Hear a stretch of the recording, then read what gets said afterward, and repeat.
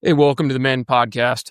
Joe Roeder here, bringing you some good fly fishing podcast, another edition of Tuesday's Tippets here on this beautiful Wednesday afternoon, because I was gone yesterday and got back from deer hunting.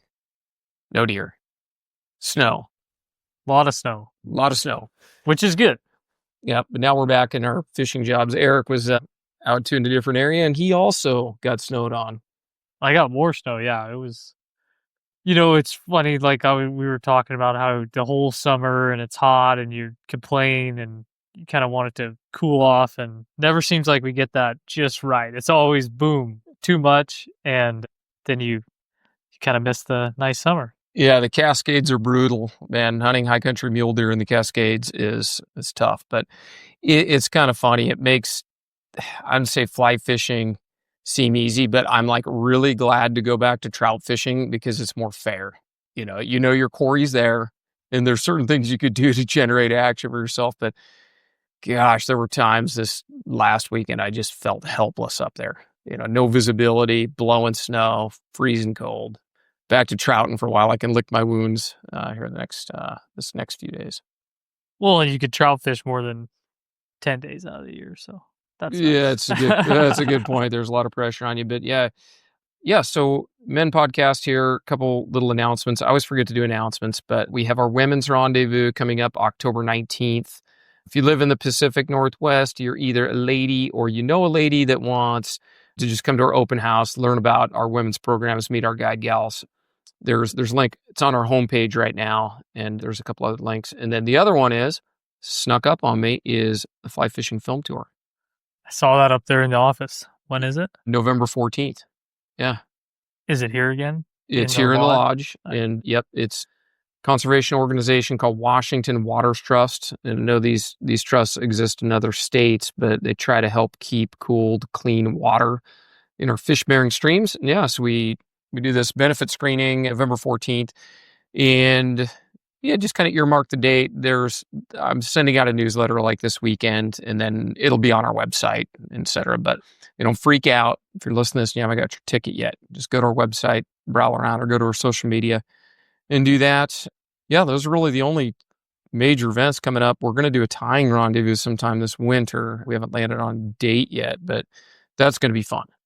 It's going to be like you, me, and like 12 other knuckleheads in here just wrapping bugs, and just a very casual event, like really low pressure for anybody coming. We'll probably have some type of structure to it, but it'll be a lot of people just tying bugs, answering questions, and chatting about fishing.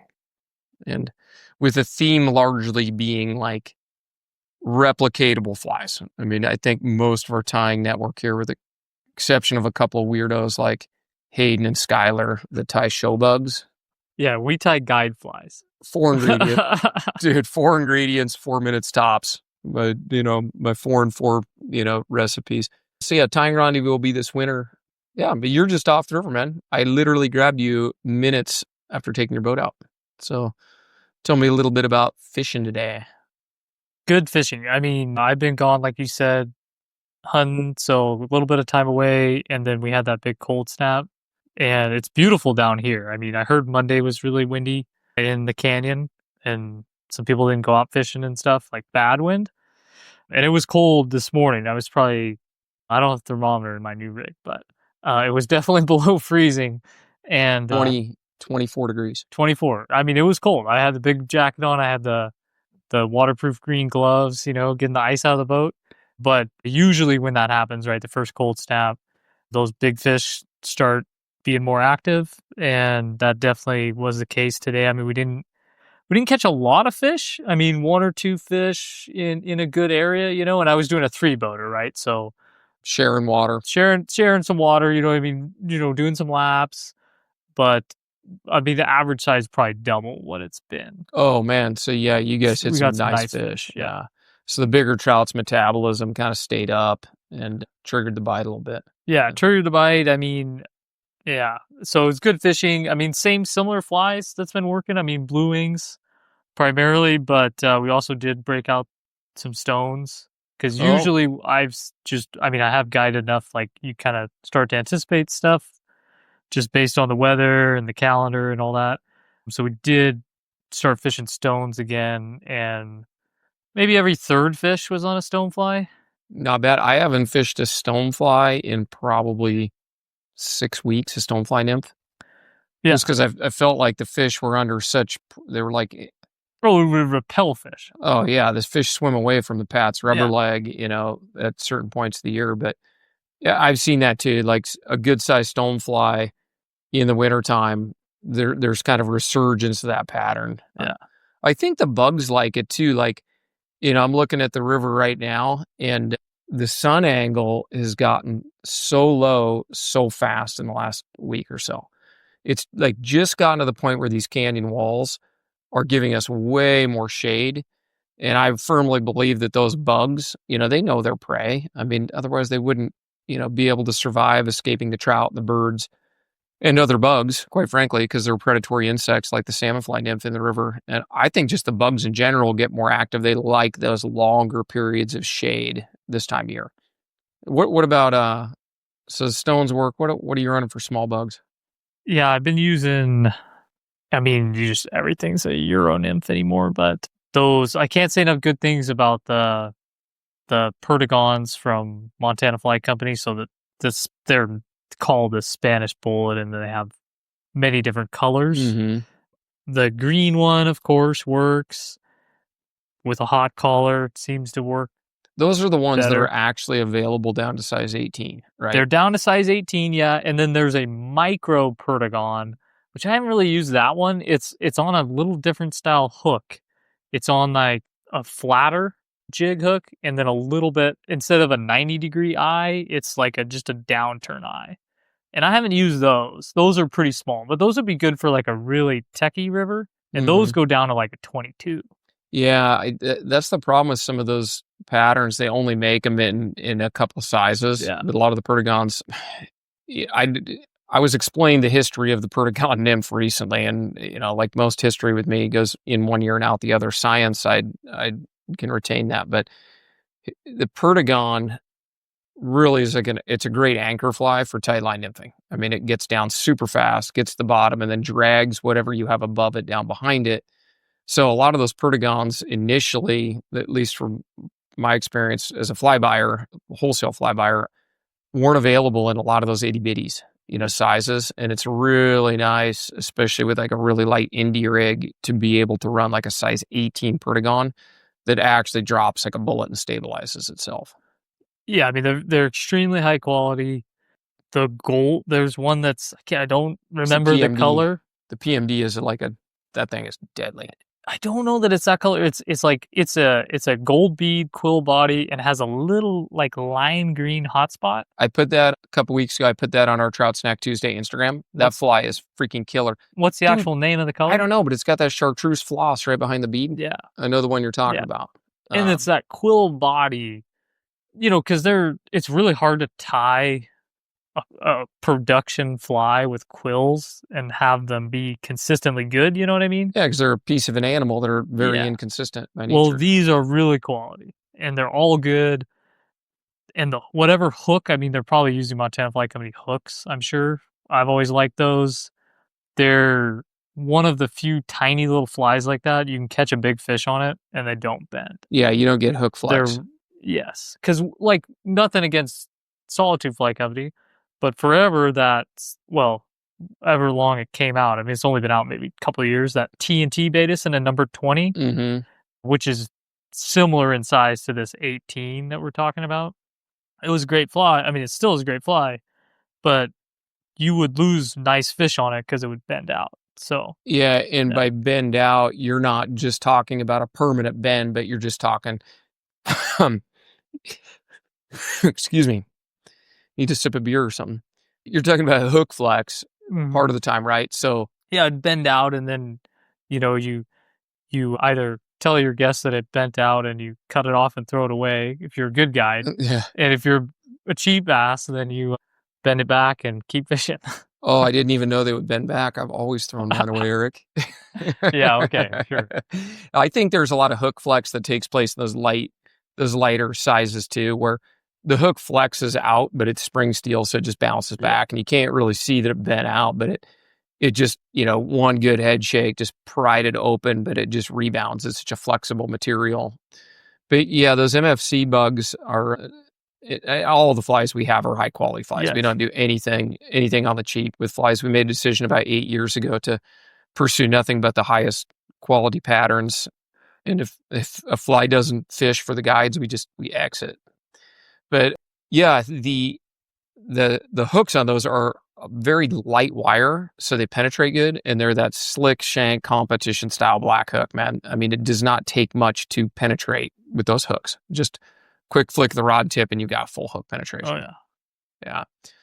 And then dry fly fishing. Well, I know you were on a shorter day, so we talked about this before. You only have so many hours to pursue different things with guests, and a lot of times guests, they're just out for a day on the river. They're not necessarily checking boxes like, hey, I got one on a dry fly, I got one on a streamer, I got one on a nymph. They're not trying to do everything. But what did you see for dry fly fishing, and were you able to pursue feeding fish today? We didn't. I mean, the guys I had were, they had fished before, but they're just out there to have fun and, drink some beers. Yeah. That's what we were doing today.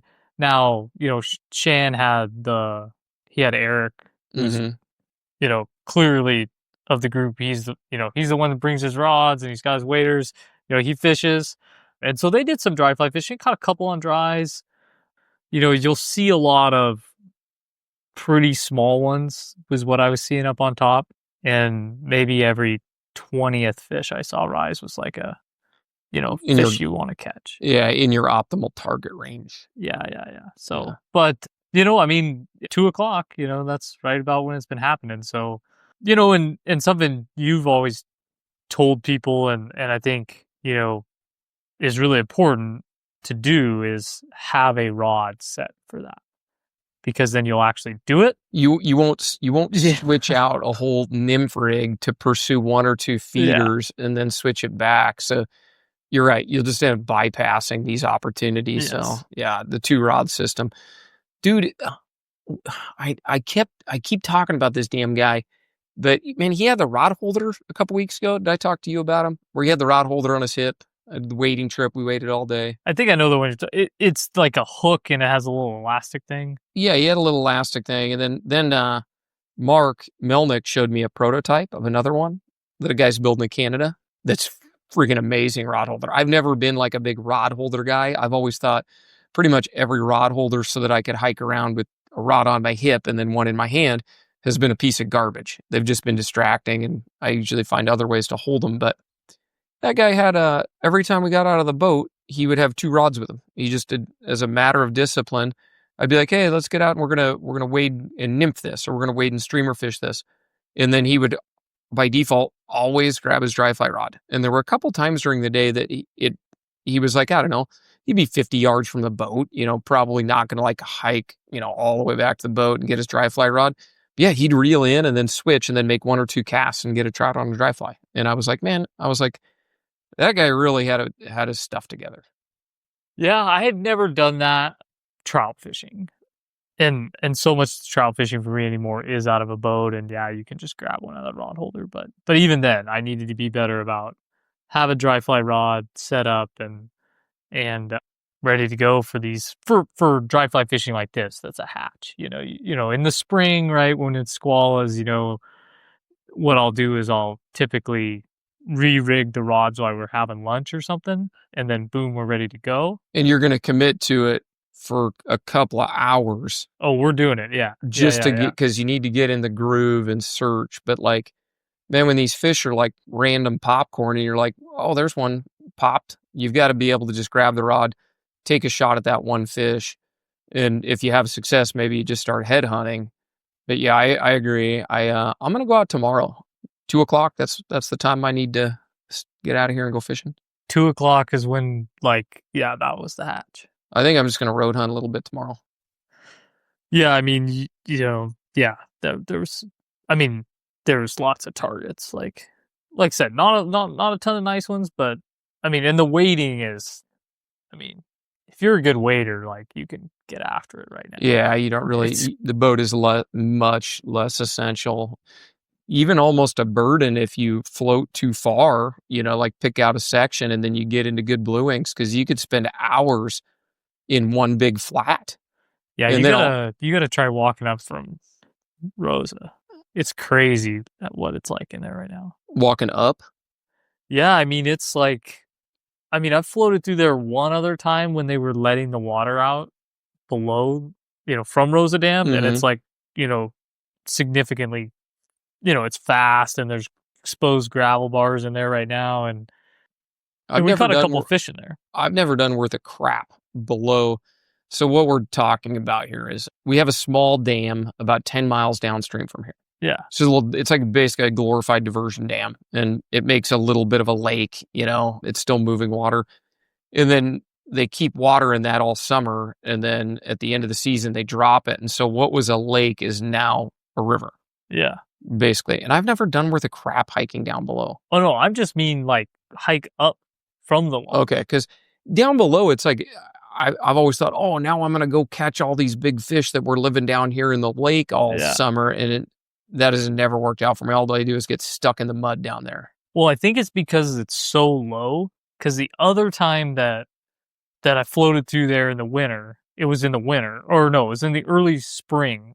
Me and Max were fun fishing one day, and they were letting the water out down there, but it was a normal flow. It was actually higher than average. It was probably like 2,200, 2,500 CFS, and it was just ripping through there, right? Oh, so there was actual current where the lake normally is, but not so low that it was just a riffle like right now.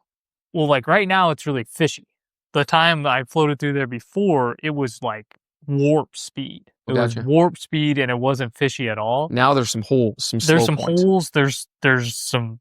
You can see the bottom. Like there's nice foam lines, and like I said, we caught some fish in there. Dude, I gotta go check that out. It could be cool. I might Yeah. sneak down there tomorrow. I'm just gonna take my hatch rod out and just hunt for blue wings. I'm just gonna go out and fish for about 2 hours. And then, yeah, the more I fished, man, especially on these technical stuff, is just get right to it. Throw the littlest bug. If you can see it and tie it on, throw the littlest damn bug, throw it on 6X tippet, and just get it done. Because those fish are so smart when they're in. I was out fishing last week. I fished with the New Fly Fisher YouTube channel last week. Oh yeah. But, one thing I noticed in our dry fly fishing is like the biggest fish seem to be in the slickest, like glassiest water in the spooky freaking spots. Like really, really tech. Now there were little ones like in the riffles and stuff like that, but man, some of the bigger fish were in that just glassy water. And rather than throw, a 16 or an 18 at them on 5X a few times, I was like, no, we're just going to go right for the dreaded 6X and a little teeny tiny comparidon and just go for it on the first cast, because your odds of catching the fish decrease with every cast you throw at those fish. It's like, Oh, yeah. This is like technical Missouri River style match the hatch fishing right now. Yeah, and it's like that, but a couple less fish. Couple, yeah, we don't have 5,000 18-inch trout per mile. It's not quite like that. We like to earn our 18-inch trout here. That's for sure. Yeah, that show we filmed went good. Yeah, so they were filming a legitimate like segment. Oh, they're professional. Yeah, because the guy, I mean, they were taking some. I don't know if he was taking still photos or video at the shop a little bit, but he really didn't. Was Ryan right? Ryan was okay, yeah, yeah, he's the cinematographer. yeah. I thought he would have a bigger camera. Yeah, but he shoots on that Sony. Yeah, Yeah. it's amazing how Well, small it's a stuff pretty high end. I mean, the Yeah. cameras anymore are pretty small. It's a pretty Yeah. high end Sony. But no, I bigger. like some of their stuff. It's bigger than my Sony. Yeah, it is. But I'm glad he what didn't float show did up. you do? Glad he didn't show up with an iPhone. Yeah. Although the macros on there's some little things you can do on the iPhones that are pretty good. But yeah, we fished for 2 days. Where'd you float both days? Well, the first day, God, where'd we put in the first day? We floated from Tannum, and I was going to go all the way to the slab and just cherry pick. And of course, that's about what, a 7-mile float. A good half day. Yeah, that didn't work out, man. I killed it. We could only make it 4 miles at most. So we put in an Tannum, and I'll be honest, I was super busy the day before. I thought I'd be all prepared because he's like, anytime I go to these destinations, I primarily will just use your gear, because he's traveling from Toronto area. And he's like, I don't want to pack all my flies and all my gear and stuff. And so he did bring a couple of rods, and he brought a really great single hand streamer rod. He had Norvis Helios Helios D 6-weight with a sink tip, which was like super for this time of year. And how we rolled into the first little bucket, we put it in Umtanum, and no, we went across from Umtanum, you know. And if people poach spots off this podcast, wonderful job, well done, Joe. I'll pat myself on the back. But we went just across from Umtanum and right up above the bridge. Shan will skin me for this because he loves that little spot. It's kind of discreet, like the untrained eye won't see it. Yeah, there's been a couple of YouTube videos where we're fishing there.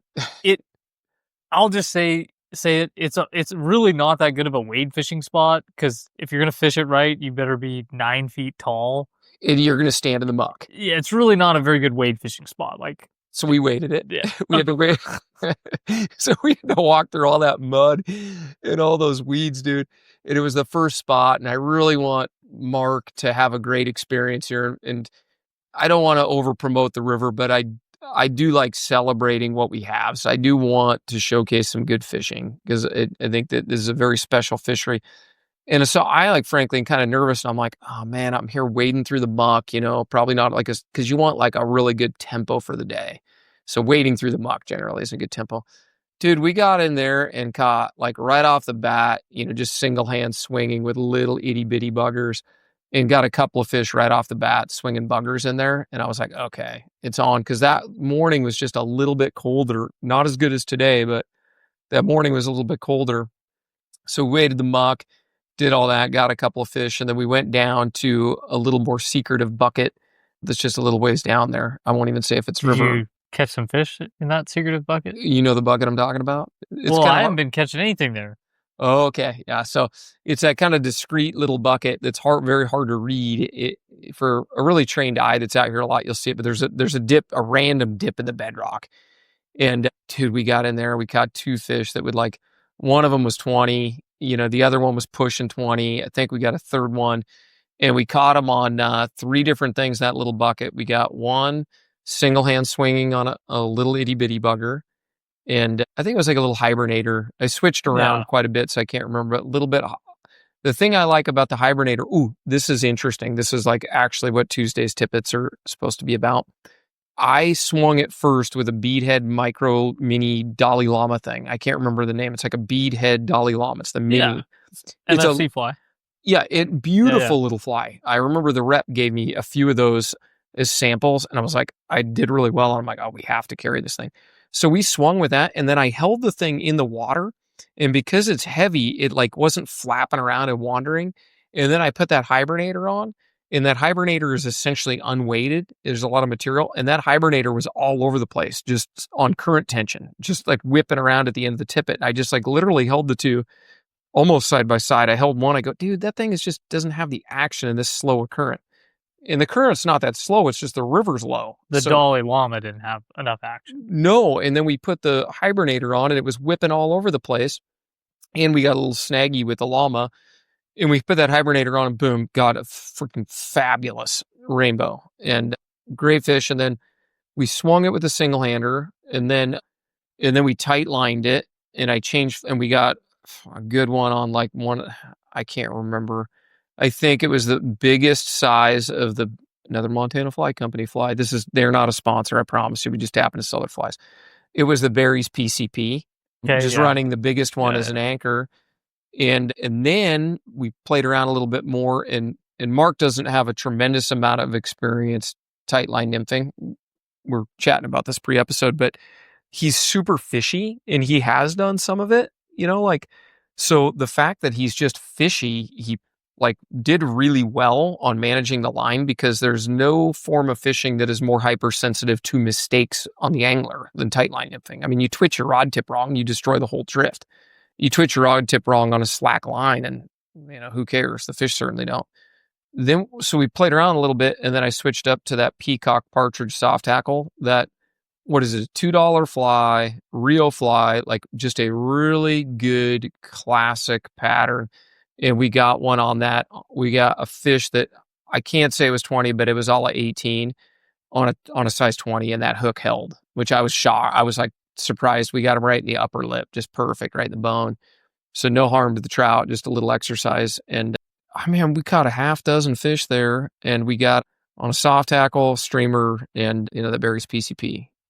And you were waiting, or were you on the anchor? All waiting. Waiting. Yeah, everything we did, we fished waiting on day one 80 to 90% of the time, because when you're trying to make any kind of film, the boat's just a mess. I mean, the angles are bad. It's obnoxious, like trying to get like video of the fish being netted, and I'm hypersensitive to like a quick land net release on fish. These aren't my fish, so I need to take good care of them. But dude, we did not throw an indicator all day. We caught fish on dries, soft tackle tight lining, anchor fly tight lining, and streamers. And we didn't land one on a spay, but we hooked a couple on spay, we did a whole bunch of different stuff. Oh yeah. On day one. Yeah. Yeah, it was great. Well, if we got to throw some tips in, my tip is go, and when you're buying flies, like if you're going to come to the river anyway, like we will have a lot of folks, they'll buy flies on the website and come pick them up, and they're going fishing. Like, I think you should just come into the store and pick out your flies. Because I can't tell you how many times I've bought flies online, and I was, very excited about this new pattern. And it's a good pattern, right? But maybe it's bigger than I thought it was going to be. Or the bead's not as heavy as you thought. Like that hibernator fly, right? You're talking about. If you just look at it in a picture, right? Looks like any beadhead streamer, right? But it's a plastic bead on that fly. Yep. So it's so light. So I don't know. I think if you come in and fish the river anyway, like just come in the store. Like we got in the new space there in the shop, and we have tons and tons of flies. You can pick it out. You just cost Jonathan 5 hours a week in shipping. Yeah. Packing orders, dude. I mean, if you need to get going quick, that's great. But I think you're gonna get exactly what you want that way. There is something about, that is a good tip of holding a fly in your hand and understanding the weight, the actual size, because a 16 isn't a 16 isn't a 16. There is no universal standardized IGFA measure for how a 16 could be tied. You could tie one tiny and sparse and just have a good gape on the hook, which is personally how I like to tie my flies. I like them really lightly dressed, but with a bigger hook size if I can do it. But yeah, that's a sound piece of advice. And then, like, here's a tip that I just gave a guy this afternoon. He came in the store, and I looked at my watch, and I think it was 1:57. It was like the hatch was just about to come off. 3 minutes to blue wings, dude. Yeah. And he came in, he's like, "Hey, I'm going out this afternoon. What do you recommend?" And the default answer would be like, generally, we try to give people the shortest route to catching a fish. So often it's like, oh, get your indie and here's a nymph, right? And I was like, I go, you just got a few hours this afternoon. He's like, because I mean, really the fishing's done by 6, and that would be pretty late right now. So I'm like, well, by the time this guy waders up, rigs up, gets the river, let's just be honest, it's going to be an hour. String his rods up, gets wader. So he's fishing by closer to 3. I said, hey, just get a half dozen blue wing olives and literally just go hunt for feeding fish. Like, keep it simple, stupid. Don't chase your tail. Don't try to do everything in a single day. Just let the fish show you where they're at and really like commit to dry fly fishing. And the downtime you have, like changing rigs, man, it just costs you such precious time, especially in the fall when the bite window, like optimal bite window, is like noon to 3. Like, that's kind of the prime time. Like, you don't want to be halfway through that changing unless you're really fast at changing things. That is the crux. One of the crux of the do-it-yourself anglers is like re-rigging an indicator rig to throwing a fresh taper leader on and then getting in the groove, right, for dry fly fishing. So I think that was a good tip. When you have like a short window, just commit to doing one thing and doing it really well. Lean into it. Oh yeah, and I mean, you see, there's a gentleman out there today that he was swinging where we had lunch, and that's what he's doing. Later passed him in a little different spot. He's trout span and both good runs. I don't know if he was catching a lot, right, but he wasn't doing a bunch of different stuff. He's trout span, go down to the next run, trout spay. Like, if that's how you want to fish, like, just do it. And I mean, who cares if you're catching the most fish? Dude, so last year on October 23rd, I know the date because I went back and looked at Instagram. There's one nice thing about social media sometimes is I can go back and I can be like, hey, when the heck did that thing happen? In last October 22nd, it was October 22nd or October 23rd. I'd have to go back and look. But I got a new spay reel. I gotten one of those Galvin swing reels. And I was like so excited. So I'm like, oh, I'm going to rig it up. I'm going to go fish my new reel. So I went up and floated in Watermaster.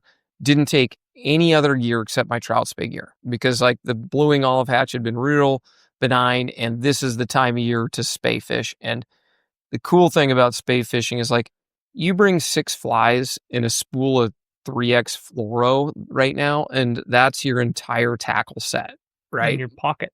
Yeah, it's literally, and so that's all I brought. And I went up and I floated from Tandem down to here, and I was like, oh, I'm gonna get them on my new reel today. I'm so excited. It was the most epic bluing olive hatch of all time. Like, I mean, dude, and they would not eat a streamer. Like, they would not touch a streamer. They wouldn't eat a streamer. They wouldn't like. I was literally swinging into feeding fish and like jigging it, like hanging it straight above them. Like they've got to eat it. It's right in their face. And then they like were swimming around my fly to eat bluing. But I did catch a coho that day, which is pretty rare. Oh, no way. Pretty rare. And it wasn't entirely booty. It got me real excited. Yeah. It actually fought pretty good. Shane caught a suckerfish today. Ooh, that's hard to do. And dude, you know what? That's what we were talking about, right? We actually like kind of held the boat there, and watched, because it is rare. Yeah. The guy in the front of my boat, Steve, dude, he hooks one. And he broke it off. I mean, it took one run because they fight pretty good and broke him right off. But I've not seen that before. Because you see the suckers, they're like, there's some 8-pounders in there. And people ask all the time, dude, what do you catch those on? I'm like, if I knew, I would be one of the greatest sucker guides on the Yakima River because you hook them in pretty good current sometimes. They fight hard. Yeah, they were fun. But that's like a once-a-year thing. Yeah, we can't get them consistently because they feed down. Maybe, I don't know, if I could stand there with a tightline rig and figure out how to get them, I would entertain that. I will tell you this winter, I am going to go do a little whitefish beatdown. The season for retention opens like December 1st, right? Yeah, I think it's December 1 to Feb 1. Yeah. I think. I'm going to keep... Everybody talks about great eating whitefish are. Not been my experience, but I haven't kept whitefish in 15 or 20 years. Well, how was that one that you kept and gave to Kevin? Dude, I don't know. He never said anything about it. Oh, he didn't. Yeah. He didn't say. Oh, I'm sure it was spectacular. There was a huge whitefish. I brought him. I know. I was pretty proud of myself. Brought back a giant whitefish, and then I didn't have the audacity to be like, hey, did you cook me my whitefish? Yeah. But I'm going to keep some this year because I'm tired of people telling me how great they are. But the last time I kept them was so many years ago. But then I had a bunch of beers afterwards, to celebrate the big whitefish kill. It was cold out, so fish weren't going to go bad or anything. It was like, I don't know, it was in the teens. They were half frozen in the morning. And I didn't clean them until the next day. And then I had this little Chief smoker, you know what I'm talking about? Yeah. A tiny thing from Walmart. Yeah. And I wasn't really getting up to temperature good. It was like trying to do it in my backyard. I'm not very good at that kind of stuff. And then I had to finish them in the oven. The whole thing was just a complete train wreck. From the time the first beer got cracked at the end of the fishing day, the whole whitefish processing was a disaster. So I got through the whitefish. I'd made like a cream cheese type spread, but I'm going to do it this year and I'm going to do it right. And I'd like to be that guy, like, that can catch a whitefish and smoke it, and it's really good. Yeah, I mean, why not? I mean, just if you haven't fished out here in the winter, you'll see quite a few gear guys fishing for whitefish. It's a popular sport. Yeah, I mean, a surprising amount of guys come on whitefish, and I mean, they're always real friendly. It's cool. I mean, it'd be good to know. No issues with the gear fishermen as long as they handle trout good. Like, that's the only, and I'm not saying they don't. I think there's fly fishermen that are guilty of mishandling trout, like just go look at anybody's social media feed and look at all the trout out of the water. So I got no problem with the gear guys. I should stop and talk to one of those old timers. There's a guy in a Chevy that's always up there, Frustration Flats. I need to talk to that guy and be like, dude, I know it's a family recipe, but I need to know how you prep your whitefish because that guy is into it. It will be 10 degrees and icebergs coming down the river, and that dude is getting after it. So he's got to figure out how to eat those things because that's not a pleasurable recreational experience, in my opinion, what he's undergoing. So they got to be pretty damn good. But yeah, I'll ask Chef too. I got to check in with him, but I didn't want to go back to him and be like, hey, did you cook me my whitefish? Yeah. But yeah, the whitefish during the wintertime, I mean, you can get some big slabby whitefish. And when you get into a little pot of them, they're pre-spawn. You can get 10 whitefish in a hole, I won't say like quickly, but you can get 10 whitefish out of a spot. And that's the limit. So you can make a pretty good haul. Yeah, I don't know. I've always caught the most whitefish like last week. That was like... Oh, well, they're probably starting to bulk up for pre-spawn exactly, right now. Yeah. And you can fish the tail outs, and we were catching a lot of whiteys. We only caught one whitefish today. Well, I don't have any whitefish and catching tips for this podcast other than something with a big-ass bead on it. They like that flashy stuff, man. Fish gravel tail outs if you want to catch whitefish. That's your tip. Gravelly tail outs. If you're somewhere else in the West that has more, like we don't really have that many whitefish here. Like, I mean, some rivers are like a nuisance, Dude, the Methow River? The Methow, the Blackfoot. Which you have a kid, take your kid and fish gravel tail outs, and they will love fishing. Yeah, it's like right where that water speeds up. I mean, they're not in slow water. I catch trout in slower water than whitefish by far. Whitefish they got a pointy head, man. They're pretty good at feeding in a fairly swift current. Did our podcast just turn into a whitefish podcast? Well, my tip for the whitefish is you can avoid them by not fishing that water, and then you can target them by fishing that water. There you are back up on your high horse again, Eric. I don't want to catch them. No, we started talking about suckers. Yeah. I just mentioned that because it's so rare. Oh, so we did see, when I was out and so that episode of the New Fly Fisher will come out sometime in 2026, and those guys, their video production skills like exceed mine by 20 million times. I mean, they've got drones, they've got different cameras, they got underwater cameras, they got so much cool stuff. They've got footage on their channel that's just amazing. They really are a diligent crew for production. But we were fishing on day 2, and then Mark, the host of the show, he said, "Oh, I've spayed just a little bit," right? So like super humble dude. I'm like, oh, okay, like I'm expecting to be kind of a hack, like I've spayed just a little bit. He was solid on spay. I mean, he didn't even know the name. I mean, he couldn't like recollect the names of the cast. I'm like, can you cack-handed snap T? He's like, what's that? And I go, oh, just like this, like, he's like, oh, like this? Whoop, whoop. Like no issues. And he wasn't hustling me. He was just like, he wasn't goofing off, but he ended up getting spay fishing the next day. You were down in the canyon again? Yeah, we connected the dots. We ended up going back down and putting in at Luma. And so basically we floated tandem to mares over the course of 2 days. And I thought about going to a different venue and going upriver, but I really wanted to I wanted to stay in the canyon. Plus I really wanted to get onto blue wings, which we did better on dry flies on day 2. And we ended up catching a really, really nice fish. We had to get in the boat to get him. But man, this fish was the sneakiest fish. It was holding in black, glassy water. Like, I mean, and Mark's a super good fisherman, but like we're here all the time. So we have trained eyes attuned to our own river. And I would sit there and watch this fish feed. I'd be like, yep, there he was again. Did you see him? And Mark's like, no, man, like, where are you looking? And I'm like, I'd point my oar, be like, okay, just wait. I'm like, oh, did you see him? And be like, no, dude, I missed him. He's like, you're messing with me. I'm like, no, dude, he's there.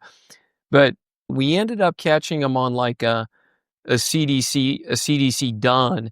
But what I think that fish was doing, it was real late in the day, was just eating spinners. And when they're eating spinners, there's zero flight risk. And they can be like they're eating tricos, because that's when fish eat tricos, is like when they're dead, right? Trico spinnerfall. Well, the blue wing spinnerfall is similar. And just today I put a video on Instagram of like, I went and filmed macros of what a spinner is, with its wings laid out flat on the water. And that a lot of times, I think in that real dark, glassy water late in the day, when the peak of the hatch is done, you'll see fish that are just back there in those tailouts and those glassy tailouts eating spinners. And that CDC bug really emulates a spinner quite nicely. It's really underdressed. But we ended up getting that fish on a dry and caught another handful of fish, like tight lining here and there. And the fishing, I don't think, in fact, you told me this and your prediction was true. I got less fish, but bigger fish on average down there in the lower river. Was that you told me that? Yeah. Right. When we were heading out that morning. So we fish. We get some really, really nice rainbows, a couple on streamers. Oh, we got them on. Here's a tip. So this is more for, well, I wouldn't say exclusively for the boater, but as I replay that day, we ended up throwing streamers on a sink tip, just that on that Helio 6-weight. And then we got down into the Miracle Mile, and you know how skinny a lot of that water is, but the fish were holding up in like 12 to 18 inches of water, man. So, because we'd see the occasional fish feed, back in nothing water, you can't, some water can't be nymphed. You just flat out cannot nymph fish that water.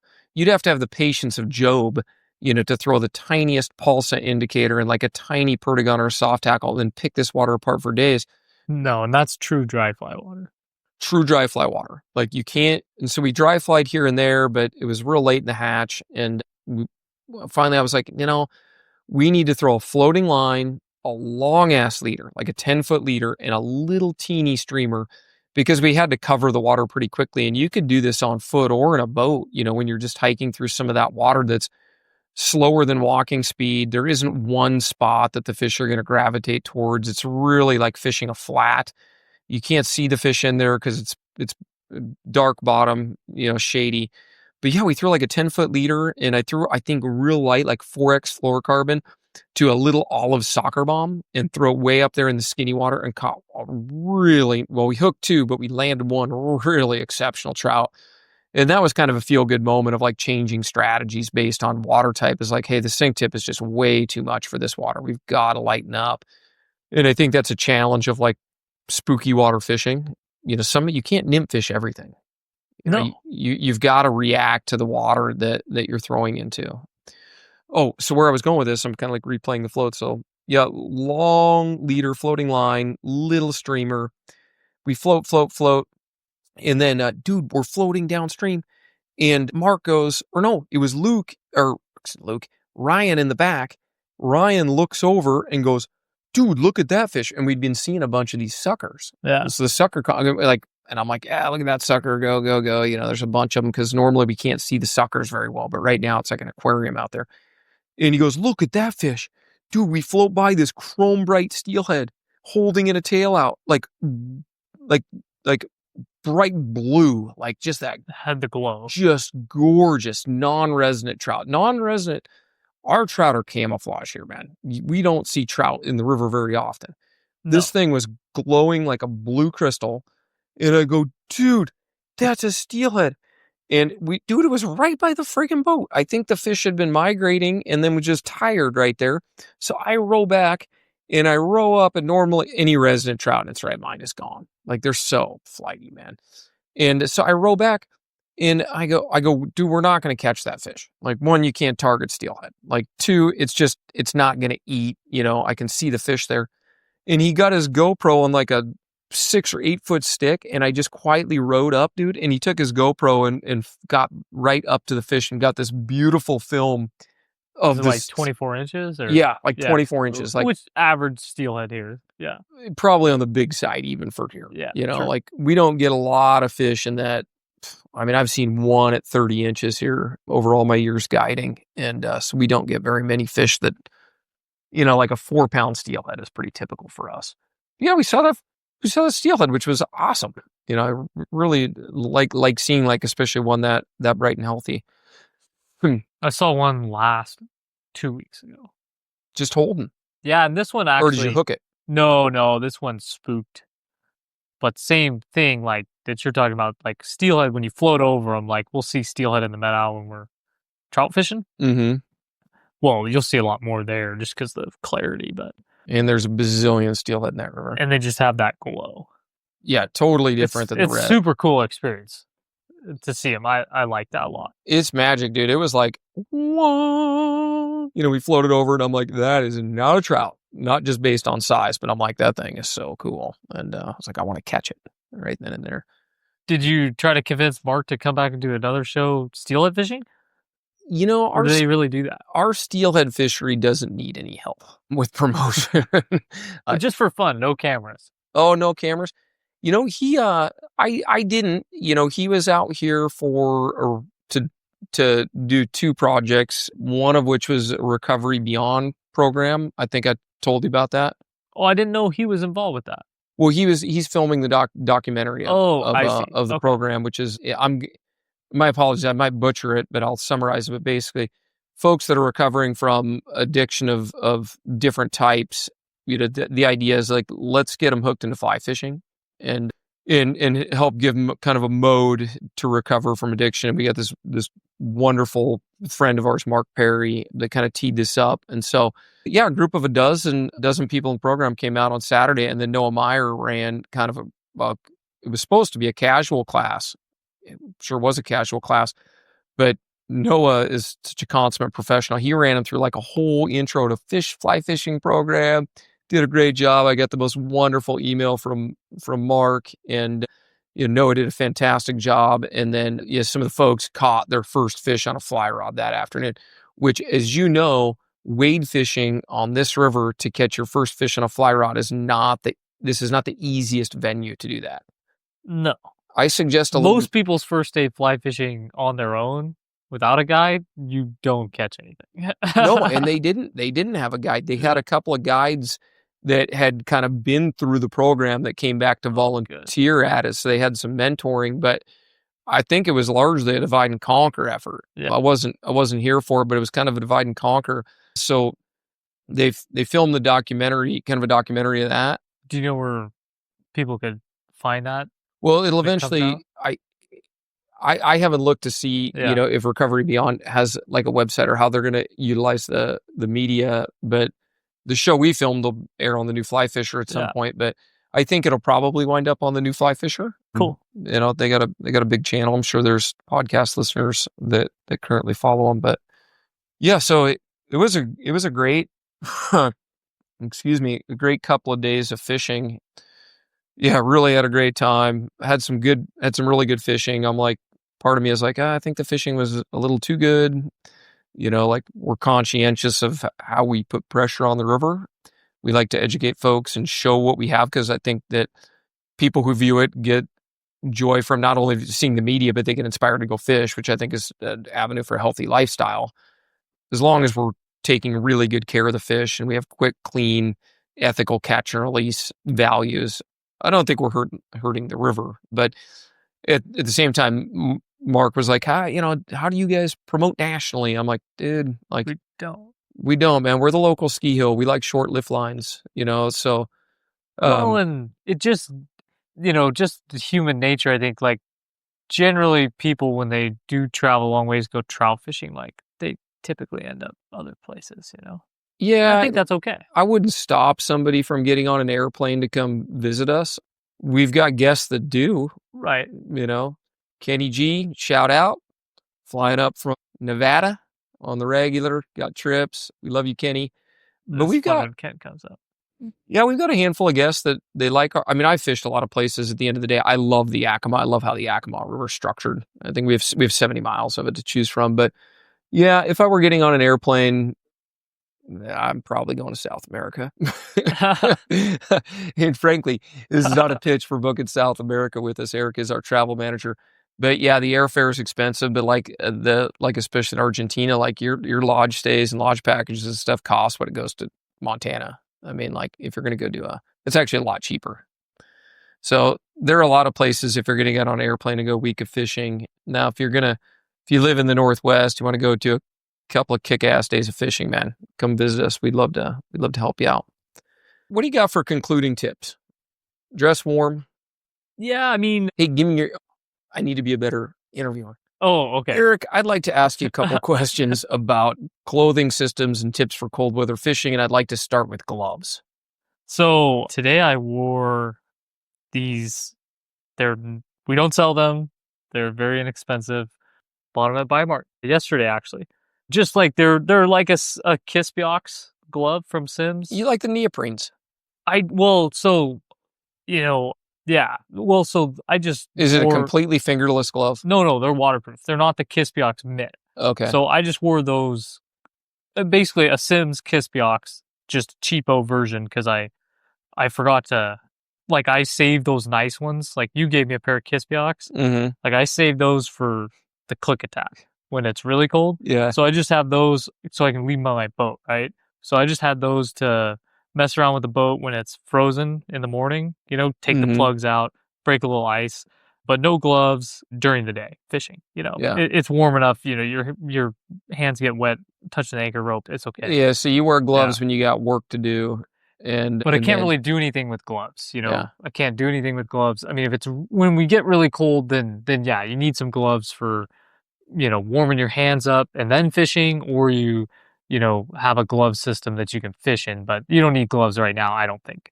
But yeah, I mean, as We'll far have as to my do clothing, Yeah, like, we'll have to do a separate podcast, honestly, on proper layering because, man, you know, when I started to experiment with Squala clothing, you're kind of testing like, hey, is this something we want to like carry? It's a new brand, blah blah.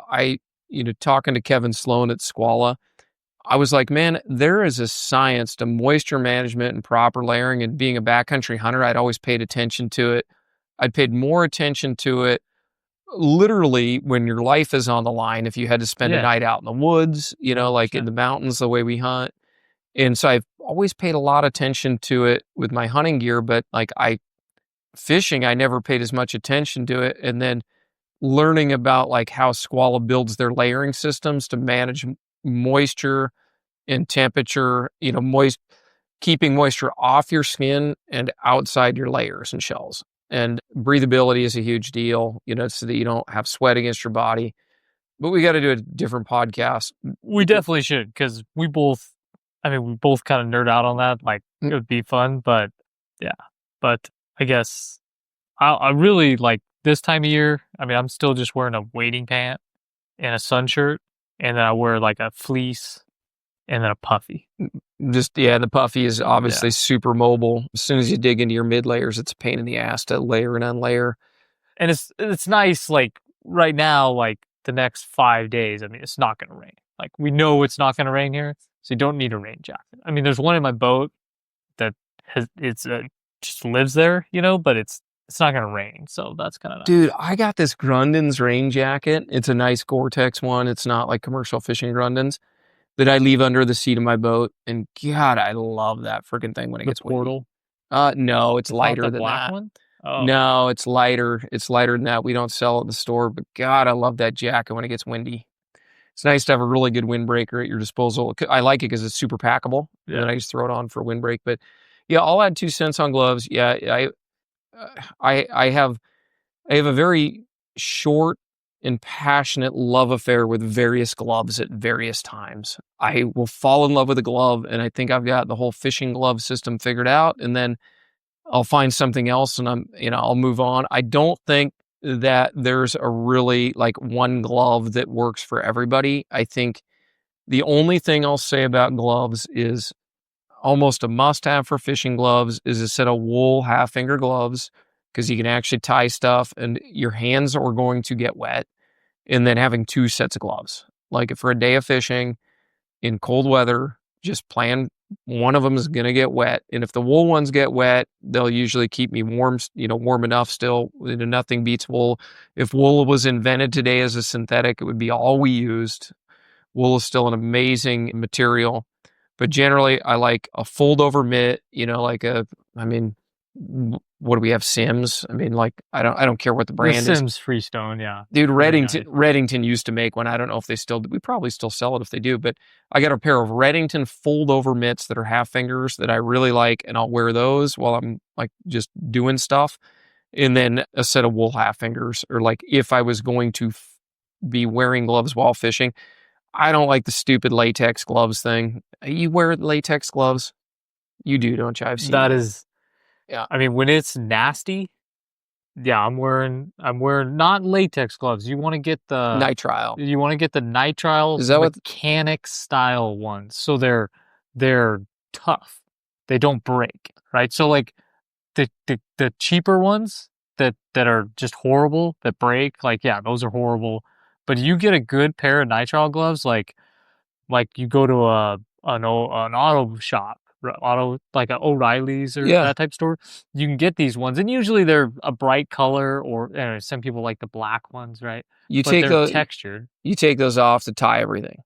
No, you tie your flies. You tie flies on with those things. Yeah. Now I mean, maybe I think pretty much everyone can. Yeah.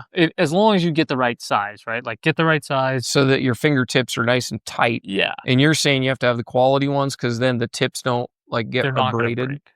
Yeah, They're because not as soon as the yeah. tips start to break, then the tippet gets stuck on there and stuff. Yeah, they're not gonna break. They're textured, so you have grip. And then the second part to that is they're so thin, right? You can put them in a mitten and warm your hands up.